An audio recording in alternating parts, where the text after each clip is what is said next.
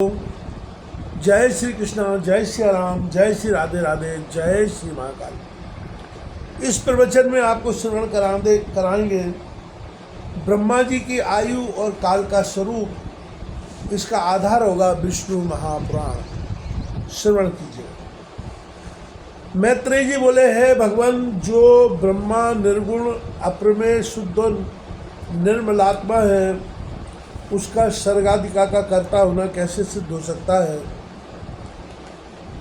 पाराशर जी बोले, हे तपस्वियों में श्रेष्ठ मैत्रेय, समस्त भाव पदार्थों की शक्तियाँ अचिंत ज्ञान की विषय होती हैं, उनमें कोई युक्ति काम नहीं देती। अतः अग्नि की शक्ति उष्णता के समान ब्रह्म की भी सर्गादि रचना रूप शक्तियाँ स्वाभाविक हैं।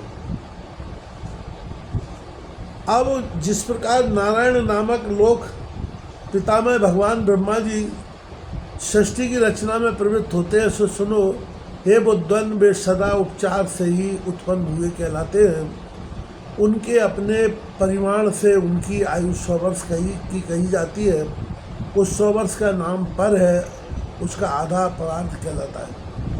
ये नहीं, मैंने जो तुमसे विष्णु भगवान का काल स्वरूप कहा था, उसी के द्वारा उस ब्रह्मा की तथा और भी जो भी पृथ्वी, पर्वत, समुद्र आदि चराचर जीव हैं, उनकी आयु का परिमाण किया जाता है।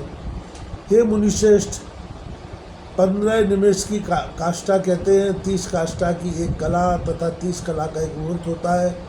30 मुहूर्त का मनुष्य का एक दिन रात कहा जाता है, और उतने ही दिन रात का 2 पक्ष युक्त एक मास होता है।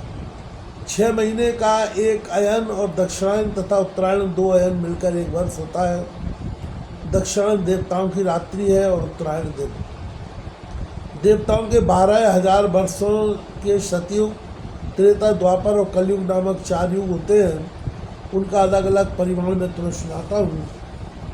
पुरातत्व के जानने वाले सतयुग आदि का परिमाण क्रमशः 4, 3, 2 और 1000 दिव्य वर्ष बतलाते हैं।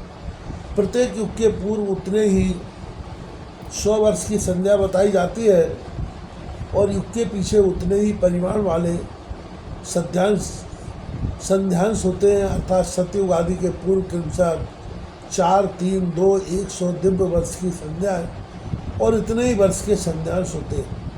ये मुनिश्रेष्ठ, इस संध्या और असंध्यांशों के बीच का जितना काल होता है, उसे ही सतयुग आदि नाम वाले युग जानना चाहिए।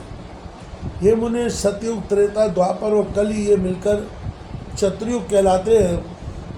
ऐसे 1000 चतुर्युग का ब्रह्मा का एक दिन होता है। हे ब्रह्मन, ब्रह्मा के एक दिन में 14 मनु होते हैं। उनका कालकृत परिमाण सुनो। सप्तऋषि, देवगण, इंद्र, मनु और मनु के पुत्र राजा लोग पूर्व कल्पानुसार एक ही काल में रचे जाते हैं तथा एक ही काल में उनका संहार किया जाता है।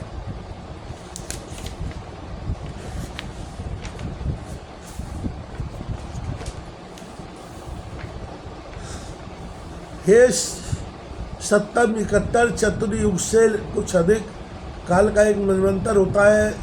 यही मनु और देवता आदि का काल है। इस प्रकार दिव्य वर्ष गणना से एक मनवंतर में 8,52,000 वर्ष बताए जाते हैं।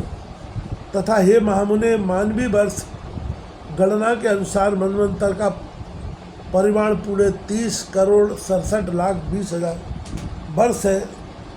इससे अधिक नहीं। इस काल का 14 गुना ब्रह्मा का दिन होता है। इसके अनंतर नैमित्तिक नाम वाला ब्राही प्रलय होता है।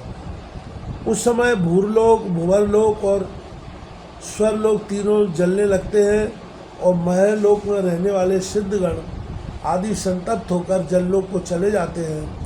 इस प्रकार त्रिलोकी के जलमय हो जाने पर जललोक वासी योगियों द्वारा ध्यान किए जाते हुए नारायण रूप कमल योनि ब्रह्मा जी त्रिलोकी के ग्रास से तृप्त होकर दिन के बराबर ही परिमाण वाली उस रात्रि में शेष शैया पर शयन करते हैं, और उसके बीत जाने पर पुनः संसार की सृष्टि करते हैं। इसी प्रकार पक्ष, मास आदि गणना से ब्रह्मा का एक वर्ष और फिर 100 वर्ष होते हैं। ब्रह्मा के 100 वर्ष ही उस महात्मा ब्रह्मा की परमायु है। हे अनंत, उन ब्रह्मा जी का एक परार्थ बीत चुका है, उसके अंत में पाद्य नाम से विख्यात महाकल्प हुआ था।